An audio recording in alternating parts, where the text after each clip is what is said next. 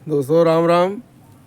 आज हम जिस बाग में खड़े हैं ये आपकी अपनी बाग है और इस बाग के बारे में बताता हूँ। ये 12 बीघे की बाग है। जब ये बाग नहीं थी तो यहाँ हर प्रकार की खेती होती थी, हर प्रकार की खेती होती थी। एक समय ऐसा आया कि उस समय में रहट से सिंचाई होती थी, कोई ट्यूबवेल का साधन नहीं था, रहट से सिंचाई होती थी। तो परिवार में ही शादी थी, उसी में किसी बर्तन को लेकर के बर्तन खो गया था। पहले तो भाई एक दूसरे का बर्तन मांग करके काम चला लेते थे। आज तो मानो टेंट वाले से ऑर्डर कर दिया, भाई हमको इतना बर्तन चाहिए, वो बर्तन दे जाता है। तो पहले तो भाई एक दूसरे से मांग करके ही काम चलाया जाता था। तो हमारे परिवार में ही शादी थी, तो उसमें जो है कहीं बर्तन खो गया तो परात, पीतल की परात, पहले तांबे पीतल के ही बर्तन चलते थे और अब तो स्टील ने अपना कब्जा कर रखा है।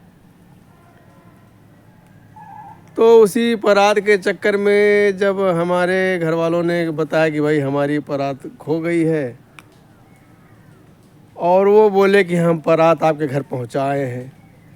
भाई एक परात उस समय में अगर ख़रीदी जाती, जिस समय की बात कर रहा हूँ, तो मुश्किल से ज़्यादा 25-30 रुपए की रही होगी। अब पहले भाई सस्ता ज़माना था।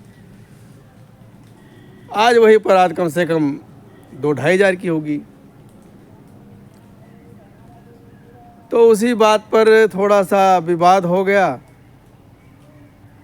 तो उस समय जो है धान के फसल का सीज़न था, धान की बुआई हो गई थी, छोटे छोटे धान हो गए थे। तो उन्हीं की रहट से हमारे यहाँ सिंचाई होती थी। तो फिर उन्होंने बोला कि भैया ऐसा है कि अब हमारे यहाँ से सिंचाई करने मत आना, हमारे रहट पर बैल लेकर के मत आना। वो दौर मैंने देखा है कि हरे भरे पेड़, धान, हरी भरी धान की फसल पानी के बगैर सूखने लगी, क्योंकि जल ही जीवन है। अब वहाँ पानी की मनाही हो गई और अड़ोस पड़ोस में कोई पानी का साधन नहीं, ना कोई तालाब ना कुछ, इकलौता वही साधन था। जब वो धान सूखने लगा तो हमारे पिताजी ने सोचा कि अब तो ये सूख ही जाएंगे, हमारे इसमें कुछ पैदा होना नहीं है, तो क्यों ना इसको हरा हरा ही काट करके हम बैलों को खिला लेते हैं, चारे में यूज कर लेते हैं। तो मैं बताता हूँ कि ये 12 बीघा जो बाग लगी हुई है, इसमें सब में धान की फसल थी और वो धान जो है खुरपे से छील छील करके सारा धान बैलों को खिलाया गया।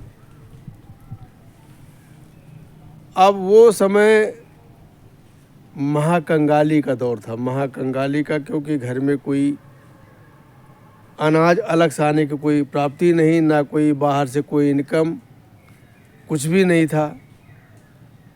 और हमारे बड़े भैया दिल्ली में सर्विस करते थे, उस समय उनको 40 रुपये सैलरी मिलती थी। तो 40 रुपये में क्या खाएं, क्या यहाँ भेजें। बड़ा मुश्किल से दौर काटा वो। घर के जो बड़े बूढ़े थे, बुजुर्ग थे, हमारे पिताजी थे, माताजी थी, दादी थी, ये समझ लो कि जो दिन काटे हैं ना, वो भगवान किसी को दिन न दिखाए। फिर हमारी माताजी ने जो एक हमारी देसी आम के पेड़ की बाग है, बड़े बड़े पेड़ होते थे, उसमें महुआ का पेड़ था, शीशम का पेड़ था और बड़े बड़े आम के दरख्त थे। वो बाग बेच दिया। बाग बेच करके इसी बाग में जो इसी खेत में बोरिंग करवाई, इंजन की व्यवस्था करी एक टाइम खाना बनता था हमारे घर में, एक टाइम, थोड़ा थोड़ा खा करके गुजारा कर लेते थे। तो यहाँ पर पानी की व्यवस्था कराई, फिर यहाँ पर जो है खेती चालू हो गई और पानी का खुद का साधन हो गया। तब ये समझो कि पूरे क्षेत्र की सिंचाई हमारा ट्यूबवेल, इकलौता ट्यूबवेल करता था, दूसरा कोई ट्यूबवेल था नहीं। कहते नहीं समय के तीन पन होते हैं। एक समय वो भी दौर था, तब तो हम छोटे छोटे थे, उतना हमको समझ नहीं था, लेकिन बड़ा बुरा दौर था वो। फिर हमारे पिता जी को टिटनेस हो गया, उनको थोड़ा हाथ में जो है वो गड़ासा लग गया था, तो टिटनेस हो गया था। तो दवा पानी से ठीक हो गई, लेकिन उनकी आवाज़ जो है वो लड़खड़ा गई थी। कोई भी बात बोलते थे तो वो ज़बान लड़खड़ा गई थी, लेकिन ठीक हो गए थे, काम करते थे। फिर भाई मुसीबत का दौर जब आता है ना, तो फिर आता रहता है, जल्दी पीछा छोड़ता ओड़ता नहीं है। एक बार मुसीबत का दौर अगर आ गया आपके ऊपर, तो आपका जल्दी पीछा नहीं छोड़ने वाला है, जब तक आपको बर्बाद नहीं कर देगा। ठंडी का मौसम था, हमारे पिताजी वो आग जला रखी थी, उलाव जला रखा थे, तो वो तंबाकू पीते थे चिलम में। तो चिलम में तंबाकू पीते थे, वो पता नहीं क्या चक्कर आया या क्या हुआ, वो उसी उलाव में आग में ही गिर गए। आग में ही गिर गए, पूरा सारा मत्था झुलस गया। लेकिन जब ऐसे हाथ कर रखा था तो ये सारी उंगलियां समझ लो कि मांस तो गली गया था, हड्डी हड्डी बची थी। तो वो तो उसी में गिरे पड़े थे आग में। तो हमारी बड़ी भाभी ने देखा, फिर चिल्ला करके उनको उठाया, इलाज पानी कराया गया, लेकिन उनकी जो उंगलियां टेढ़ी हो गई थी। भाई जला वो काफ़ी मतलब से ज़्यादा जल गई थी, तो वो उंगलियां टेढ़ी हो गई थी, पूरा मुट्ठा ऐसे नहीं बंद होता था। खैर समय चलता रहा। अब पिताजी के हाथ जब कमज़ोर हो गए, अब खेती कौन करे। फिर हमारे यहाँ एक चौहान जी हैं, तो उन्होंने दशहरी आम की बाग लगा रखी थी। तो उनके यहाँ भी खेती करने वाला कोई नहीं था, बुजुर्ग थे, उनका लड़का प्रोफेसर था लखनऊ में, और वो स्वयं लखनऊ के रहने वाले, लेकिन अपने यहाँ निवासा पर रहते थे। तो उन्होंने दशहरी आम की बाग लगा रखी थी। तो उन्हीं के बाग को देख करके फिर हमारे माता जी ने भी ये आम की बाग तैयार करी। ये वही बाग है जिसको हमारे माता जी ने अपने स्वयं हाथों से लगाया, और ट्यूबवेल खुद चला लेती थी, हैंडल लगा करके स्टार्ट कर लेती थी।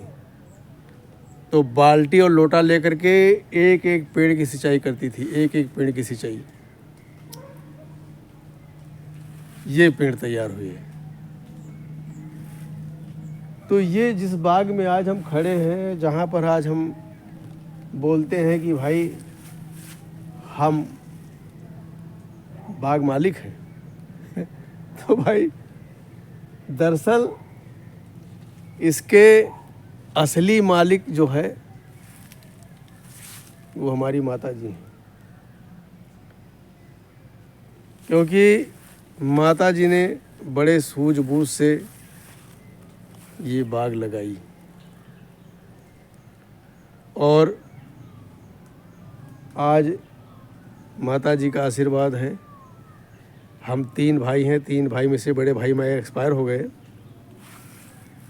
और तीनों का अपना अपना मकान है। ये माता जी का आशीर्वाद ही है कि जो कोई भी खाने के लिए तंगी में नहीं है, हर कोई आराम से खाता है, और हर किसी का अपना परिवार है, और सब मज़े में रह रहे हैं।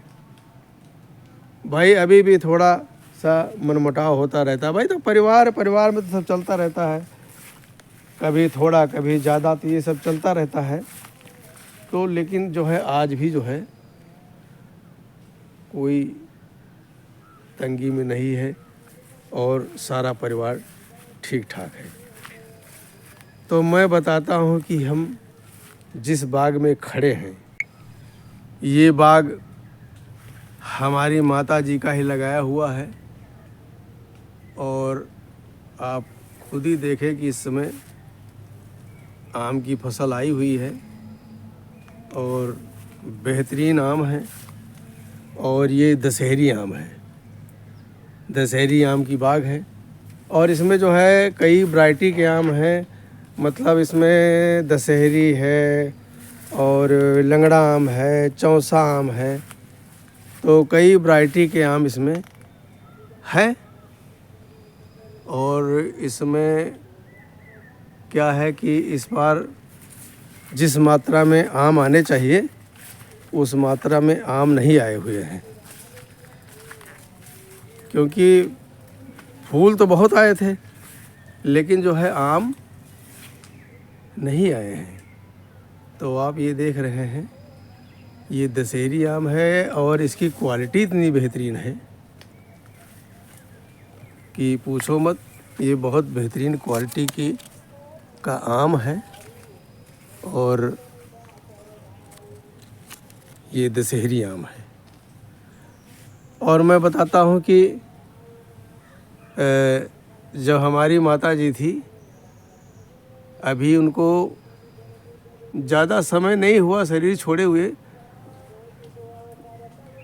लेकिन अब वो हमारे बीच नहीं हैं। और हमारी माता जी को एक चीज़ था कि वो आम को जो है ना दाल में डालती थी। कच्चे आम को छील करके उसको काटती नहीं थी और उसको वो जो है दाल में डालती थी। तो दाल में डाल करके वो उसको खाती थी और उनको बड़ा शौक़ था। तो भाई देखो, हमारी माता जी का तो मेहनत है, जिसको आज हम कह रहे हैं कि भाई ये हमारी बाग है, ये हमारी बाग है, ये हमारी बाग है, लेकिन दरअसल ये हमारे माता जी की लगाई हुई बाग है। और ये उन्हीं की देन है, हमारी माता जी की ही देन है कि जो आज हम कुछ भी ना भी करेंगे, अगर कुछ नहीं भी करेंगे तो खाने पीने भर के लिए ये बाग देती रहेगी। इतना पैसा मिलता रहेगा कि हम राशन पानी मोल लेकर के आराम से खा सकते हैं। तो ये हमारे माता जी की लगाई हुई बाग है। तो ये उस दौर में ये बाग लगाई गई कि जब तंगी का समय, इतना तंगी का समय काटा गया कि पूछो मत। मतलब कि वो धान की फसल पूरी बर्बाद हो गई।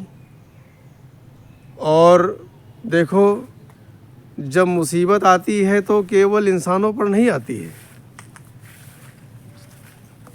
इंसान से जुड़े हुए जितने भी प्राणी होंगे। अब मैं बताता हूँ कि सबसे ज़्यादा मुसीबत तो उन जानवरों को हो गई, बेजुबान जानवरों को, बैलों को भी दिक्कत हो गई कि मतलब अब जब धान की फसल हुई नहीं तो उनको चारा कहाँ से मिलेगा। मेन चीज़ चारे की दिक्कत। अब चारे की समस्या, तो मैं बताता हूँ आपको कि हमारे पिताजी सुबह सुबह खुरपी लेकर निकल लेते थे और जा कर के वो खेतों में, दूसरे के खेतों में, मेढ़ों में वो घास छील कर लाते थे। सारा दिन घास छीलते थे। तो एक टाइम जो है भैंसें भी थी, उस समय बैल भी थे, तो घास छील छील करके उनके लिए चारे की व्यवस्था करते थे। एक वो भी दौर था। और भाई देखो पेड़ तो मानेगा नहीं, और अब जो है सबके पास 4 पहिया हो गया है। तब तो भाई कहते थे ना कि ये जो बैल हैं, गाय हैं, भैंसे हैं, यही किसानों के हाथ पैर होते थे और इन्हीं को अपनी संपत्ति मानते थे। भाई जब शादी विवाह देखने के लिए आते तो आदमी ये भी देखता था कि भाई देखो घर में जानवर भी देखे जाते थे। अब मुझे जानवर की बात याद आई तो मेरे अपनी बात याद आ गई। यही प्रतापगढ़ के हमारे रिलेशन में है, हालांकि उनकी लड़की भी हमारे गांव में ब्याही गई हुई है और हमारी भी शादी उन्हीं के परिवार में हुई है। तो वो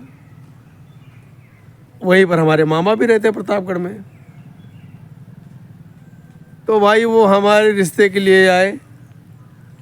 तो जब हमारे रिश्ते के लिए हमारे घर पर आए तो वो साथ में पंडित लाए थे कि भाई पंडित को दिखा लेंगे और पंडित अपना बताएंगे कि भाई लड़का कैसा है।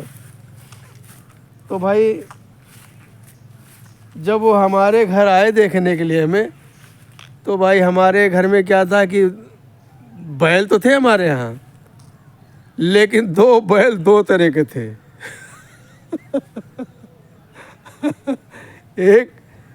एक लाल कलर का था और एक काला कलर का था।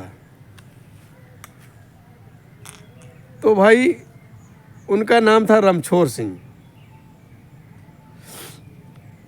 तो रमछोर सिंह खूजी कला गांव के हैं। तो हमारे यहाँ देखा कि भाई अरे इनके तो बैल ही मजबूत नहीं है, 2 तरह के बैल हैं। तो खैर जो घर वालों से बन सका। आज थोड़ा जुकाम हो गया है, बरसात हो गई है, थोड़ा जुकाम हो गया है। तो देखा इनके 2 तरह के बैल हैं। तो रमछोर दे वो उनकी बहन भी हमारे गांव में ब्याही हुई थी, तो उस पद से वो हमारे मामा लगते थे, उनको मामा बोलते थे। तो भाई घर से हमको बुलाया गया। तो भाई हमको देखा तो हम भाई उस समय में तो हीरो थे, अब तो खैर सब मामला दूसरा हो गया है। उस समय में हम भी हीरो से कम नहीं थे। तो भाई लड़का तो पसंद आया, रमछोर मामा को लड़का तो पसंद आ गया, लेकिन लड़के के बैल नहीं पसंद आए।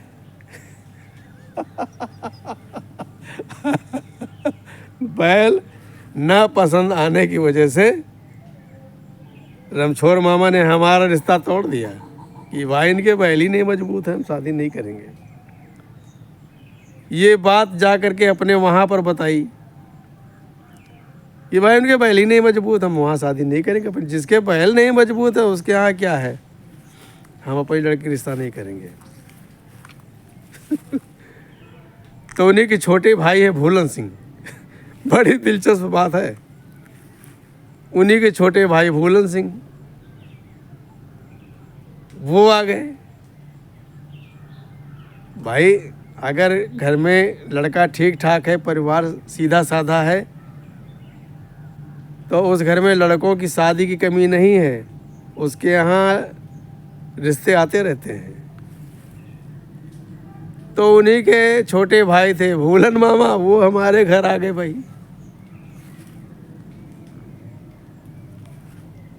उन्होंने देखा तो भाई हीरो तो हीरो, हीरो किसको नहीं पसंद आएगा।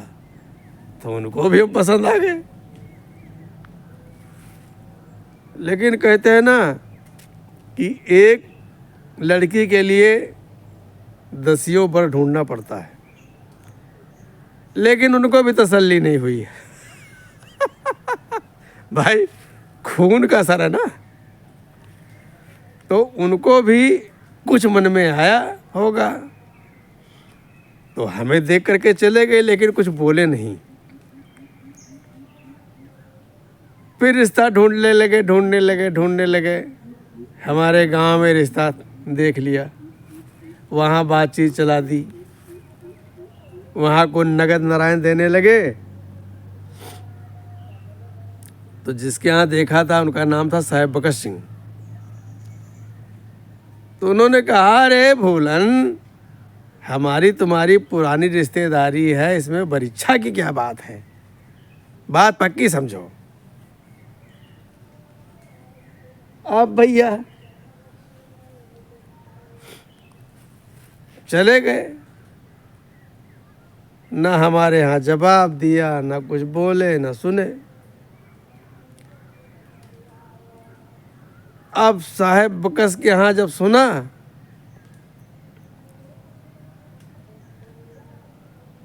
तो वो जब अपने घर चले गए तो साहेब बकस के यहाँ पास में लखौरी गांव है, वहाँ से रिश्ता आ गया। तो भाई लोगों को धन चाहिए। आजकल के ज़माने में अगर धन है तब आपकी वैल्यू है, नहीं आपकी कोई वैल्यू नहीं है। भाई लखौरी वालों ने धन दिया, उनका रिश्ता मंजूर हो गया। जब ये बात भूलन मामा ने सुनी कि भाई उन्होंने दूसरा रिश्ता तय कर लिया, तो फिर भगे आए वहाँ से। प्रतापगढ़ से भगे भगे फिर हमारे गांव में आए। तो हमारे परिवार के हैं, हमारे चाचा ही लगते हैं, वही रिश्ता करवा रहे थे। उन्हीं चाचा के यहाँ उनकी बहन भी ब्याही हुई थी। तो बोले कि जीजा चलो वहीं बात करा दो। तो उन्होंने बोला, भाई बात क्या करा दे, पहले तुम मंत्र बना लो। 36 जगह तुम भाग रहे हो, जब मैंने तुमको दिखाया बताया कि घर में ही लड़का है, आप बाहर कहाँ भटक रहे हो, तब तो हमारी बात माने नहीं, मैं नहीं जाता। लेकिन फिर कहने के बाद उन्होंने मेरा रिश्ता करा दिया और आज उन्हीं की लड़की हमारे साथ है, हमारी संगिनी है और हर सुख दुख में साथ देती है। तो ये तो भाई बैल भी भाई अहम रोल रखते थे उस समय में। बैल भी अहम रोल रखते थे। मतलब अगर बैल आपके नहीं मजबूत है तो आपका लड़का कितना भी मजबूत हो, रिश्ता होने वाला नहीं है। अरे तो बात आई तो याद आ गई। तो ये जो बाग देख रहे हैं हमारी माता जी का लगाया हुआ है और इसमें माता जी का आशीर्वाद है। इसमें हर बार फल आते हैं और हमारी बाग जो भी व्यापारी खरीदता है किसी का नुकसान नहीं होता है। ये हमारी माता जी का ही आशीर्वाद है और हमारी माता जी का सबसे ज़्यादा आशीर्वाद अगर है तो वो है हमारे ऊपर। और मैं माता जी के चरणों में कोटि कोटि नमन करता हूँ और वो अपना आशीर्वाद हमेशा ऐसे ही बनाए रखें। नमस्कार।